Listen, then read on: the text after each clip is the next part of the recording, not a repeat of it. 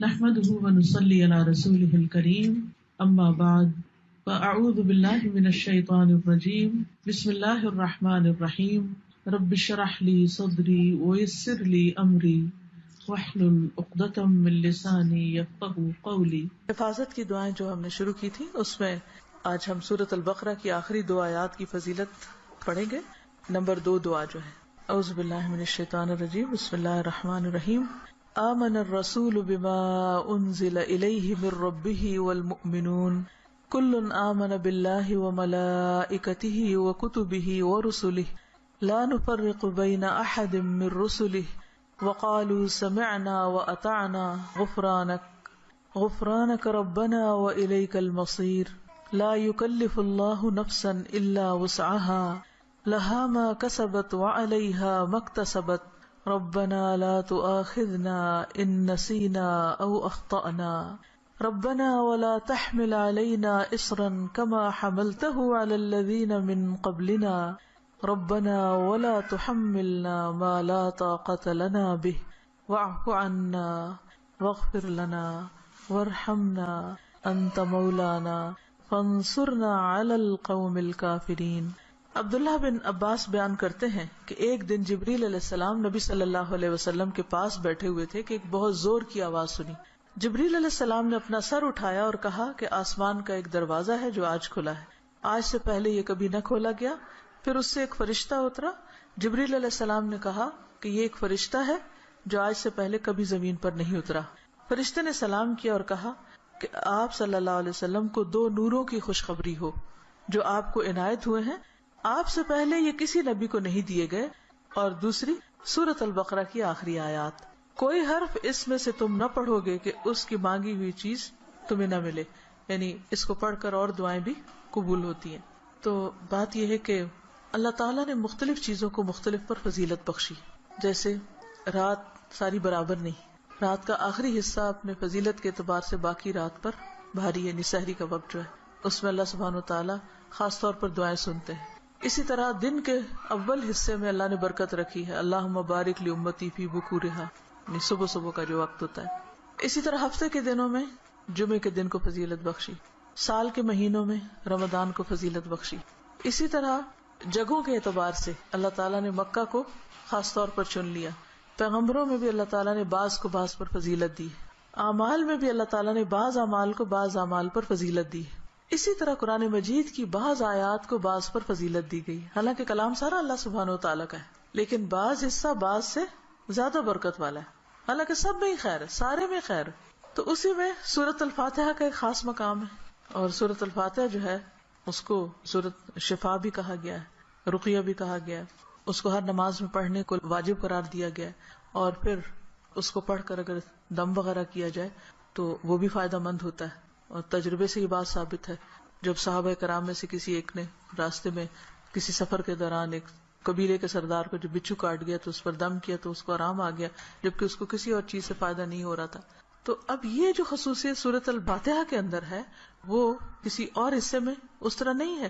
اسی طرح سورۃ البقرہ کی آخری 2 آیات بھی بہت اہمیت کی حامل ہیں، اور ان کی ایک فضیلت جو یہاں پتہ چلتی ہے کہ ان کو پڑھ کر اگر کوئی شخص دعا کرتا ہے تو وہ دعا قبول ہوتی ہے۔ ایک اور حدیث میں آتا ہے، عبداللہ بن مسعود سے روایت ہے کہ جب رسول اللہ صلی اللہ علیہ وسلم معراج پر تشریف لے گئے تو آپ سدرۃ المنتہا تک پہنچے، زمین سے جو کچھ بھی چڑھتا ہے وہ یہیں آ کر ٹھہر جاتا ہے، پھر لے لیا جاتا ہے، اور جو اوپر سے اترتا ہے وہ بھی یہیں ٹھہر جاتا ہے، پھر لے لیا جاتا ہے۔ اللہ تعالیٰ نے فرمایا یخشی السدرۃ ما یخشی، جب ڈھانپ رہا تھا سدرہ کو جو کچھ کے ڈھانپ رہا تھا۔ جب نبی صلی اللہ علیہ وسلم معراج پر تشریف لے گئے تو جو بیری کا درخت تھا اس کے اوپر جو روشنی تھی اس کی بات ہو رہی ہے۔ عبداللہ نے کہا کہ سونے کے پتنگے تھے وہ جو اوپر چھا رہا تھا۔ پھر رسول اللہ صلی اللہ علیہ وسلم کو وہاں 3 چیزیں دی گئی تھی، ایک تو 5 نمازیں، دوسری سورۃ البقرہ کی آخری آیات، اور تیسری آپ کی امت میں سے اس شخص کے باقی تمام تباہ کرنے والے گناہوں کو اللہ نے بخش دیا جو اللہ کے ساتھ کسی کو شریک نہ ٹھہرائے، جو شرک نہ کرے۔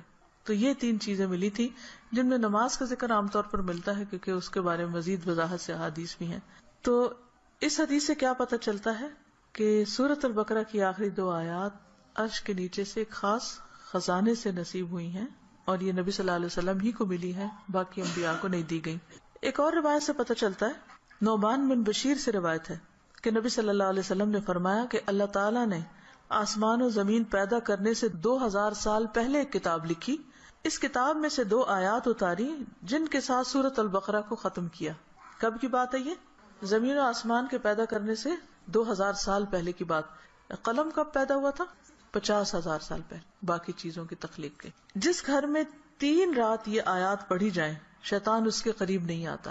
رسول اللہ صلی اللہ علیہ وسلم نے فرمایا، مجھے سورۃ البقرہ کی آخری آیات عرش کے نیچے ایک خزانے سے دی گئی، مجھ سے پہلے یہ آیات کسی نبی کو نہیں دی گئی، یعنی یہ آپ کی خاص خصوصیت ہے کہ آپ کو یہ نصیب ہوئی۔ اور پھر ایک اور جگہ یہ بات بھی پتہ چلتی ہے ان آیات کے بارے میں کہ جو شخص رات کے وقت ان آیات کو پڑھ لیتا ہے تو وہ اسے ہر چیز سے کافی ہو جاتی۔ تو آپ اس کو اپنی عادت بنا سکتے ہیں، رات کو سونے سے پہلے پڑھ لیں یا کسی نماز میں پڑھ لیں، مغرب یا عشاء کی نماز میں پڑھ لیں یا ویسے ہی بیٹھ کے پڑھ لیں، کیونکہ ان کی فضیلت بہت زیادہ ہے۔ تو ان آیات کا ترجمہ جو ہے وہ آپ دیکھ سکتے ہیں قرآن پاک ترجمے والے سے، لیکن یہ ہے کہ جو خاص بات ان آیات میں کی گئی ہے، پہلے تو اس میں ایمان پر بات ہے کہ رسول خود بھی ایمان لائے ہیں اور سارے مومن بھی۔ کن کن چیزوں پر؟ اللہ پر، ملائکہ پر، کتب پر، رسول پر۔ دوسری اہم بات، لا نفرق بین احد من رسلہ، کہ ہم رسولوں کے درمیان فرق نہیں کرتے۔ فضیلت جو اللہ نے ان کو دی وہ اللہ ہی نے دی، لیکن ہمارا کیا فرض بنتا ہے کہ سب پر ایمان لائیں۔ اور پھر صحابہ کرام نے کیا کہا، وقالوا سمعنا واطعنا، کہ ہم نے سنا اور ہم نے اطاعت کی، ہم ایمان لے آئے اور جو کچھ ہمیں کہا جائے گا ہم اس کو مانتے ہیں۔ ہمیں اس کے بدلے کیا چاہیے؟ غفرانک، تیری بخشش چاہیے۔ یعنی بندہ اللہ کی بات مانتا ہے اور اللہ تعالیٰ اس کے ساتھ بخشش کا وعدہ کرتا ہے، ربنا وإلیک المصیر۔ اور یہ بخشش کیوں ضروری ہے کہ اللہ تعالیٰ ہم کو معاف کر دے؟ کیونکہ ہم نے اللہ کی طرف پلٹنا ہے، لوٹنا اسی کی طرف، رجوع اسی کی طرف۔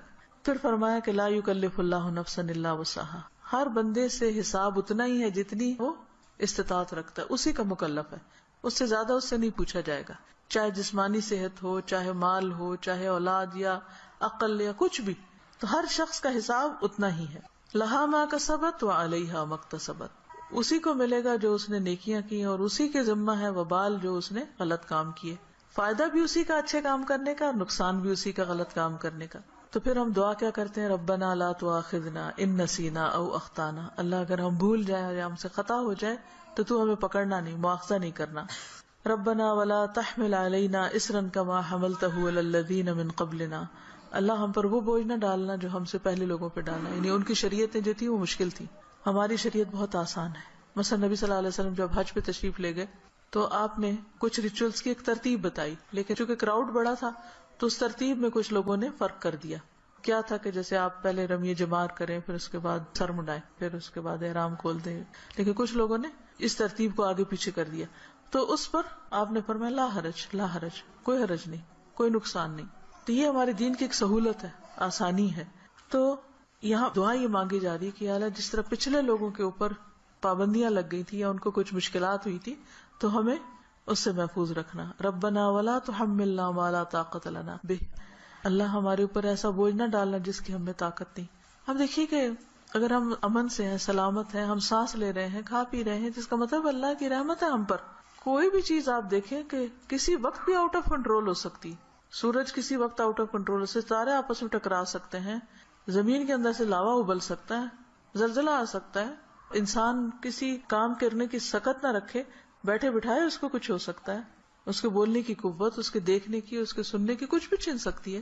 تو اللہ تعالیٰ سے ہم دعا کرتے کہ یا اللہ ہم پر وہ بوجھ نہ ڈال جس کے اٹھانے کی ہمیں سکت نہیں، یعنی ایسی کسی آزمائش میں نہ ڈالنا کہ جس سے ایمان جانے کا خطرہ ہو۔ کچھ دن پہلے مجھے کسی نے فون کیا اور بتایا کہ فلاں جگہ پر جو لوگ قید ہوئے تھے ان میں سے ایک کو 40 سال کی قید بامشقت کی سزا سنائی گئی۔ جگہ کا نام میں ویسے نہیں لے رہی کہ پھر پن پوائنٹ ہو جاتا ہے کہ کہاں کی بات۔ تو میری بیٹی نے کہا کہ میرے ذہن سے یہ بات اتر ہی نہیں رہی، کیونکہ جو اس آدمی کی بیوی تھی اس نے فوراً ہی کھلا لے لی کہ میں تو اتنا ویٹ نہیں کر سکتی، اور حالانکہ اس کی بچی بھی تھی چھوٹی، اور 40 سال تک کون جیتا ہے ماں باپ میں سے، بہن بھائیوں میں سے، کہ جو اس کو پیچھے ملنے کے لیے جائیں، اور سزا بھی کوٹھڑی کی سزا ہے کیونکہ تکلیف دہ قسم کی سزا ہے۔ تو وہ کہتے ہیں اس شخص کی بیوی نے خود آ کے بتایا کہ میں یعنی کہ کس طرح یہ سب کچھ ہوا اور کیسے وہ پکڑا گیا اور کیسے سزا ہوئی، کس طرح میں نے خلا لے لی اور اب میں خود ارن کر رہی ہوں، اپنا زندگی چلا رہی ہوں. کہتی کہ مجھے جو چیز بہت زیادہ ڈسٹرب کر رہی ہے وہ یہ کہ دنیا میں بھی بعض اوقات لوگوں پر ایسی بڑی بڑی تکلیفیں آ جاتی ہیں کہ جس میں سارے ہی ساتھ چھوڑ جاتے ہیں، تو قبر میں کیا ہوگا، جہنم میں کیا ہوگا، کوئی حال نہیں پوچھنے آئے گا. اس لیے بہت ضروری ہے کہ ہم ایک تو دنیا میں بھی ایسی آزمائشوں سے پناہ مانگیں، کیونکہ آپ دیکھیں کہ آپ کو 40 سال ایک کمرے کے اندر رہنا پڑے یا ایک 4 دیواری کے اندر رہنا پڑے تو انسان کی حالت کیا ہو جائے.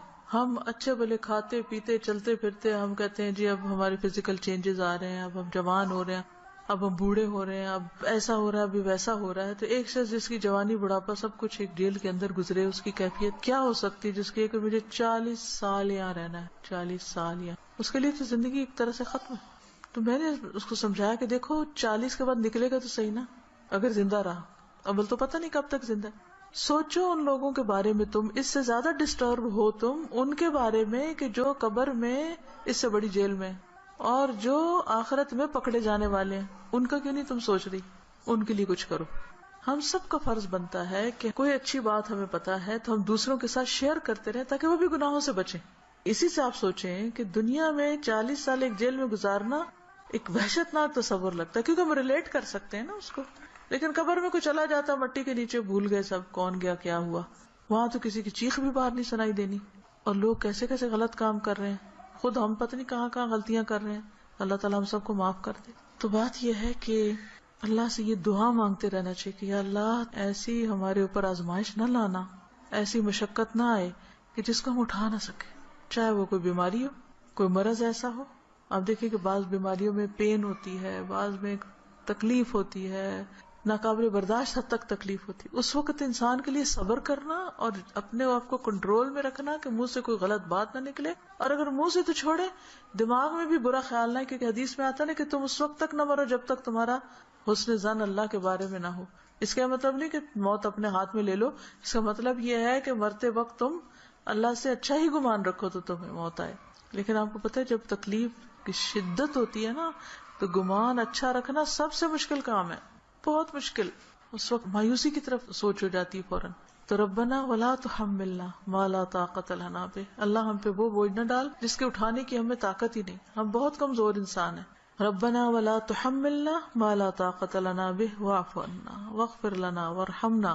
یہ جو 3 لفظ ہیں جب انسان پڑھتا ہے تو سوچتا ہے یہ ایسا کیوں ہے، معاف کر دے، بخش دے، رحم کر، کیونکہ یہ بہت شدید ضرورت ہے ہماری کہ اللہ ہم کو معاف کر دے. ہم بہت غلطیاں کرتے ہیں، یعنی اس میں تاکید اور تکرار ہے. واعف عنا واغفر لنا وارحمنا. اگر شعوری طور پہ ہم ہر روز پڑھیں کم از کم 1 دفعہ تو کتنا فائدہ ہو سکتا ہے. انت مولانا فانصرنا علی القوم الکافر، تو ہمارا مولا ہے تو دنیا میں بھی تو ہمیں کافر لوگوں پر مدد دے. تو اللہ تعالی ہمیں اس دعا کو پڑھنے اور سمجھنے اور عمل کرنے کی توفیق دے. السلام علیکم ورحمۃ اللہ وبرکاتہ. سبحانک اللہم و بحمدک، اشہد ان لا الہ